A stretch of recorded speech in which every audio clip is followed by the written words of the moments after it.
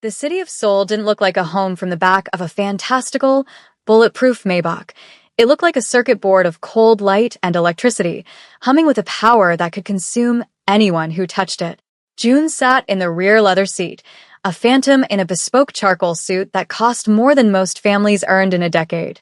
He was 31 years old, the newly solidified head of the Cheonyong syndicate, and terrifyingly handsome in a way that made people stop breathing when he entered a room. He possessed everything a man was supposed to want: the loyalty of 3,000 soldiers, the fear of the government, and a bank account that grew by the second. Yet, his eyes were fixed on something that didn't belong in this world of polished chrome and blood money. In his hand, resting against the knee of his trousers, was a cheap, yellowed paper napkin. It had been folded and unfolded so many times over the last 5 years that the creases were beginning to tear, holding on by mere fibers of memory. It wasn't a contract or a hit list. It was a receipt for a bowl of beef stew, date-stamped 5 years ago, with a smiley face drawn in blue ballpoint ink on the back. His lieutenant, a sharp-jawed man named Min-suk, cleared his throat from the front seat, glancing nervously at June through the rear-view mirror. "Sir, the board meeting is in 20 minutes. The regional captains are waiting to pledge their fealty." June didn't look up. His thumb traced the fading ink of the smiley face. "Cancel it," he said, his voice a low rumble that vibrated through the quiet cabin. "Tell them to wait. If they leave, kill them. But I have somewhere else to be tonight." Min-suk blinked, clearly confused but too disciplined to argue. "Somewhere else, sir? The sector is unstable. Where are we going?" June finally looked up, staring out at the rain-streaked window, watching the neon signs blur into streaks of red and blue.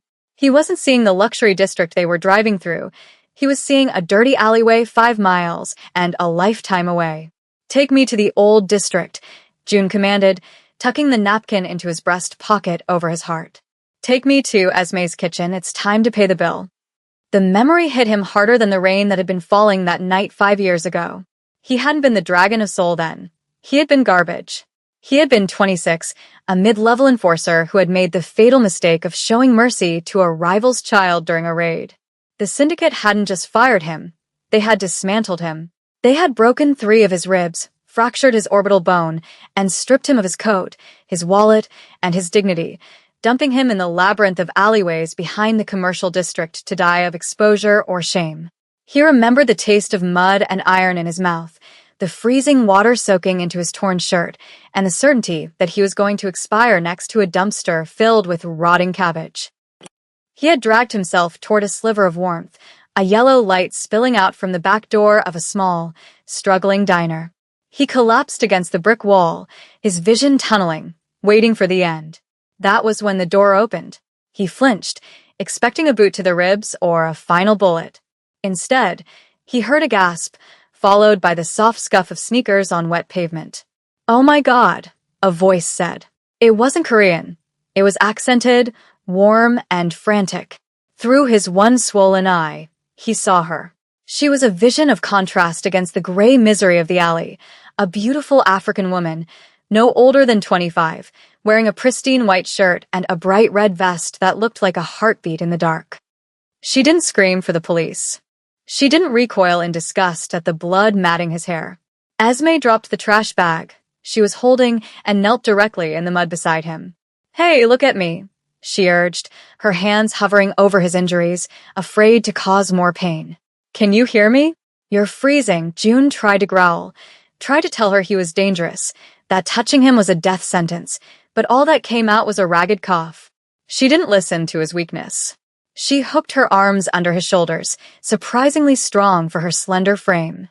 "Come on," she whispered, straining as she pulled him up. "I'm not leaving you out here like trash. Come on, soldier. Up you go." The diner was closed, the chairs already stacked upside down on the tables like a forest of wooden legs. The air inside smelled of roasted garlic, degreaser, and safety. Esme sat him down in the booth furthest from the window, away from prying eyes. She moved with a rhythmic efficiency, bringing a first aid kit and a basin of warm water before she even asked for his name. June sat there, shivering uncontrollably, watching her. She was undeniably beautiful, with skin that glowed under the warm pendant lights and braids pulled back into a practical bun, but it was her eyes that disarmed him. They held a deep, ancient kind of empathy that terrified him more than a knife. "This is going to sting," she said softly, dabbing an antiseptic cloth against a cut on his cheekbone. He hissed, his hand instinctively shooting out to grab her wrist. It was a threatening reflex, a soldier's instinct. Esme didn't pull away. She just looked at his hand gripping her wrist, then up at his eyes. "I know," she said, her voice steady. "The world has been unkind to you today. But in here, you're just a guest." June slowly released her, his breathing ragged. "Why?" he rasped, his voice sounding like broken glass. "I have no money." I'm nobody now." She didn't answer immediately. She finished cleaning his wounds and then vanished into the kitchen. Minutes later, she returned with a steaming bowl of spicy beef stew and a mound of white rice. She placed it in front of him with a plastic spoon. "Eat," she commanded gently. "When my father died, he told me that nobody makes good decisions on an empty stomach." June ate like a starving animal, the heat of the broth bringing feeling back to his numb limbs. When he was finished, he looked at her. She was wiping the counter, humming to herself, acting as if harboring a beaten gangster was a normal Tuesday. He stood up, swaying slightly. "I have to go," he said. "If they find me here, they burn this place." Esme walked him to the back door. The rain had stopped. He turned to her, grabbing a napkin from the dispenser and clutching it. "I don't have anything to give you," he said, the shame burning his throat. "But I'm going to take this city back. And when I do, when I have everything," he looked her dead in the eye, making the only vow that mattered. "I'll come back. I'll marry you when I'm rich. That's a promise." 5 years was a long time to live on a promise that felt like a hallucination. For Esme, the years had been a slow, grinding war against gravity. The diner, Esme's kitchen, was her father's legacy, but legacy didn't pay the rising rent or bribe the health inspectors who suddenly found imaginary violations. She sat behind the counter, staring at the empty tables. The red vest she wore was the same one from that night, though the fabric was thinning at the elbows and the color had faded after hundreds of washes. It was a Tuesday night, raining again, and she had served 3 customers all day. The ledger in front of her was a sea of red ink. "You have to sell, Esme," Chloe said, leaning against the doorframe. Chloe was her best friend, a pragmatic woman who worked at the pharmacy across the street and viewed hope as a dangerous drug. "The developers are offering a buyout. It's barely enough to cover your debts, but it's an exit. If you wait, the Northern Syndicate is just going to take it." Esme closed the ledger with a heavy thud. "I can't, Chloe. This is my home," Chloe sighed, walking over to put a hand on Esme's shoulder. "He's not coming back, you know. The guy from the alley? It's been 5 years, yes. He was probably high or concussed. Men say whatever they need to say to survive the night. You're waiting for a ghost." Esme looked out the window at the slick black asphalt. She kept the memory of him tucked away in the back of her mind, the intensity of his eyes, the way his hand had trembled when he made that ridiculous, theatrical promise. "I'll marry you when I'm rich." It was absurd. It was a line from a bad movie. But it was also the only time in 5 years she had felt seen by someone who understood what it meant to be broken. "I'm not waiting for him," Esme lied, her voice quiet. "I'm just not ready to let go of what I built." But as she spoke, the bell above the door chimed, not with a customer, but with the heavy, aggressive entrance of 3 men wearing leather jackets with the insignia of the Northern Syndicate. The air in the diner instantly turned cold. The leader of the thugs was a man named Calm, a thick-necked brute who enjoyed the sound of his own voice almost as much as the sound of breaking glass. He didn't sit down. He walked straight to the table nearest the window and swept the salt and pepper shakers onto the floor with a casual backhand. The glass shattered, loud and sharp in the quiet room. Esme flinched, but stood her ground behind the counter. "I told you yesterday," she said, her voice shaking only slightly. "I'm not selling.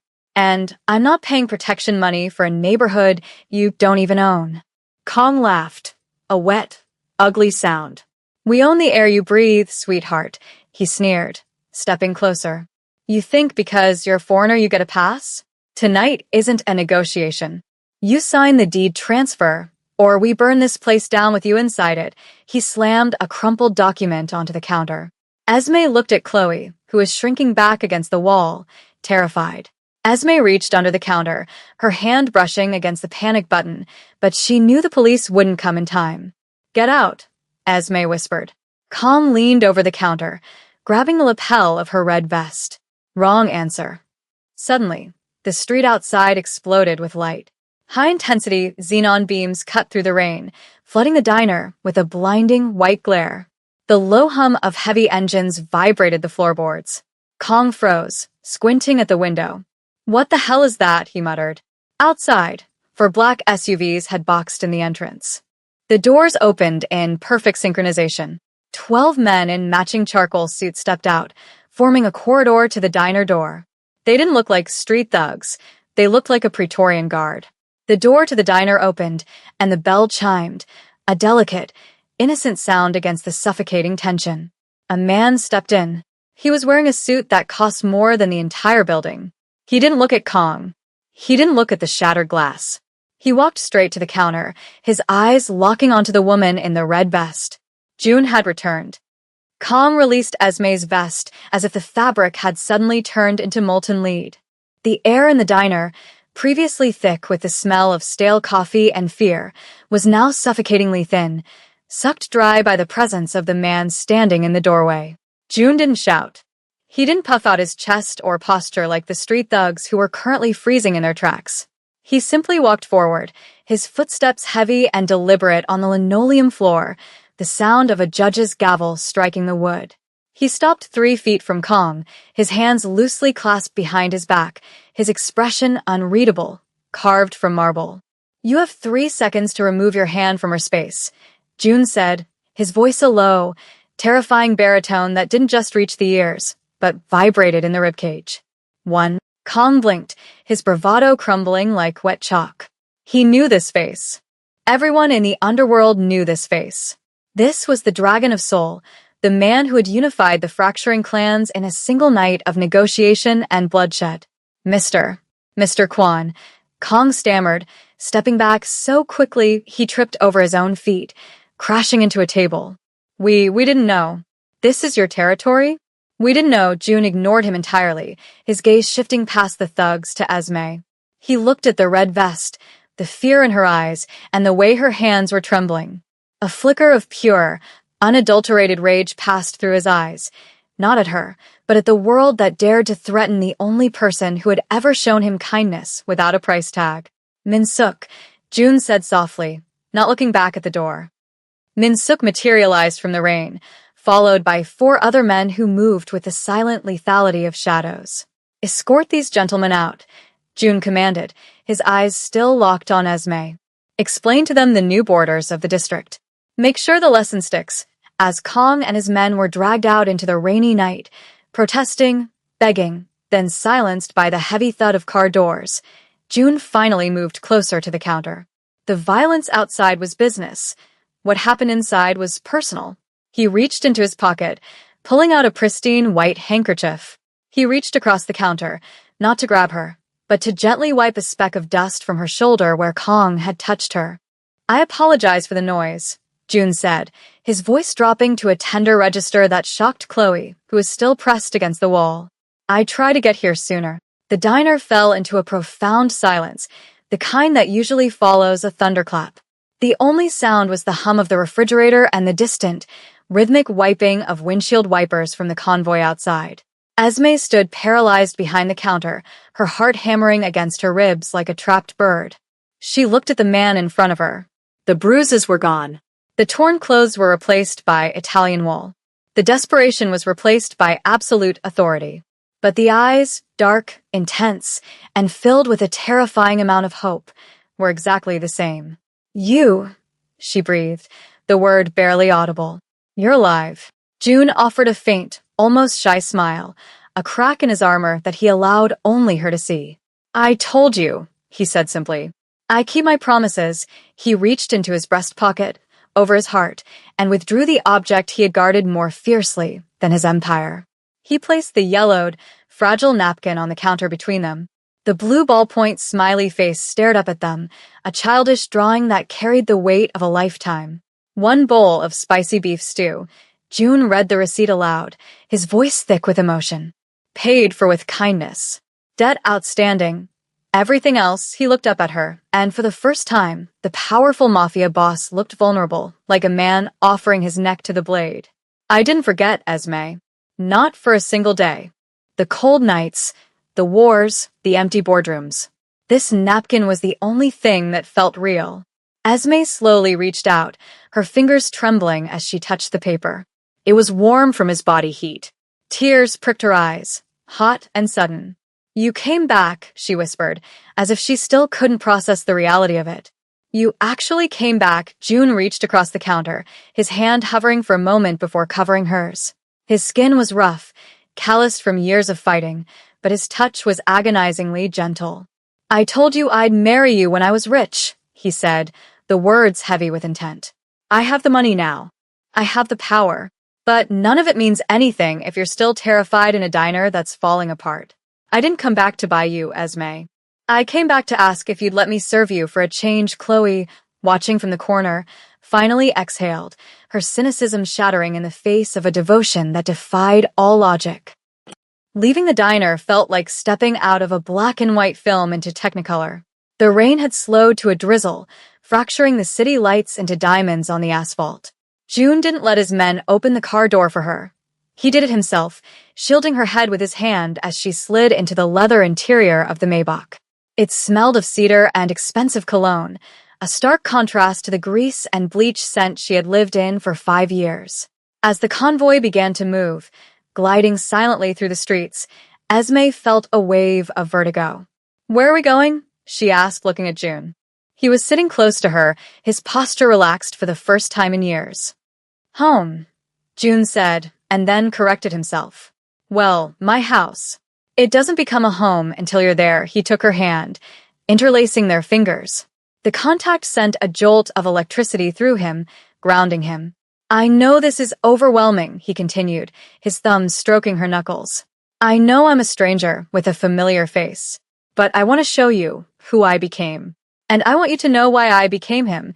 He turned to face her fully, ignoring the passing cityscape. Do you remember what you said to me that night? When you cleaned the blood off my face.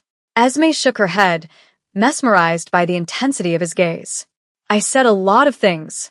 Mostly trying to keep you awake, June smiled. You said, you're worth saving. No one had ever told me that. My father sold me to the syndicate when I was 12. The bosses used me as a weapon. You were the first person to see a human being. He raised her hand to his lips, kissing her knuckles with a reverence reserved for religious artifacts.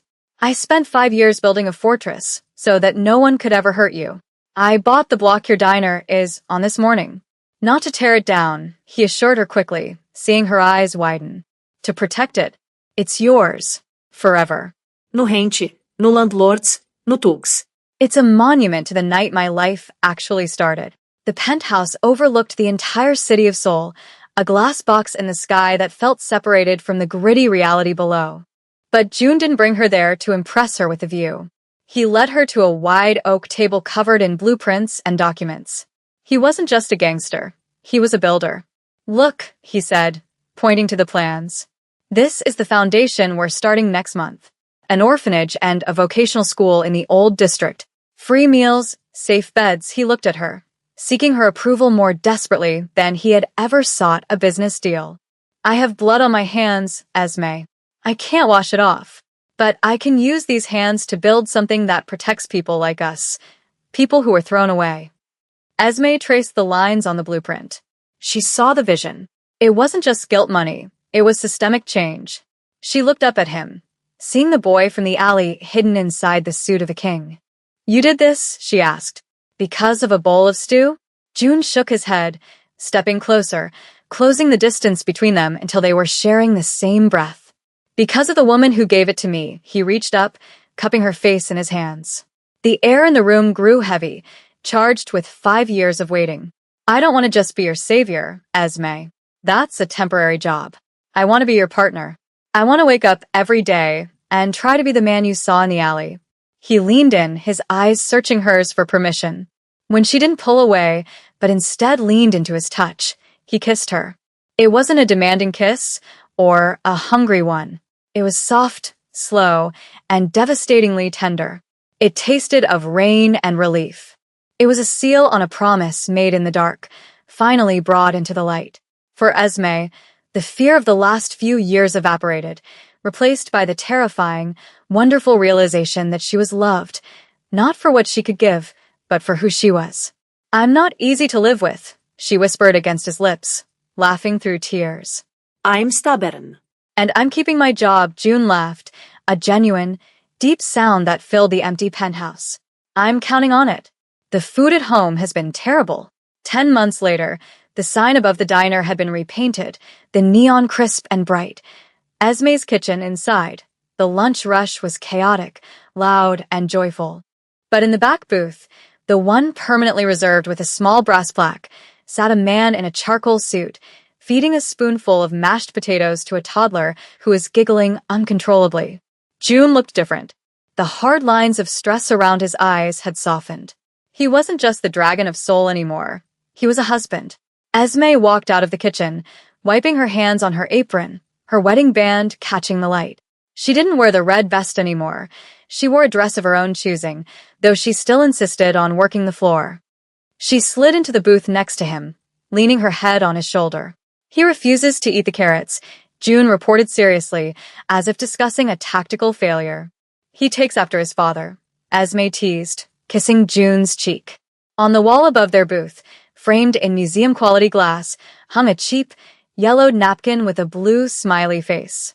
It was the most valuable thing in a room that now hosted politicians and CEOs who came to pay respects to the couple that ran the city's largest charitable foundation. They didn't just donate money. They changed laws, protected the vulnerable, and turned the underworld into a machine for the community. The camera lingers on that framed napkin, then slowly pulls back, out through the window, rising above the rain-slicked streets of Seoul. The city is still cold, still hard, but there are pockets of warmth now, spreading like lanterns in the dark. It reminds us that power isn't just about what you can take, it's about what you can give. We often think that love is about grand gestures and diamond rings, but sometimes the entire trajectory of a life is changed by a single bowl of soup and the courage to care for a stranger. What small act of kindness are you withholding that could change someone's world?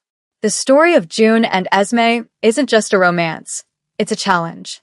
Go out. Be the person who stops in the alley. You never know who you might be saving.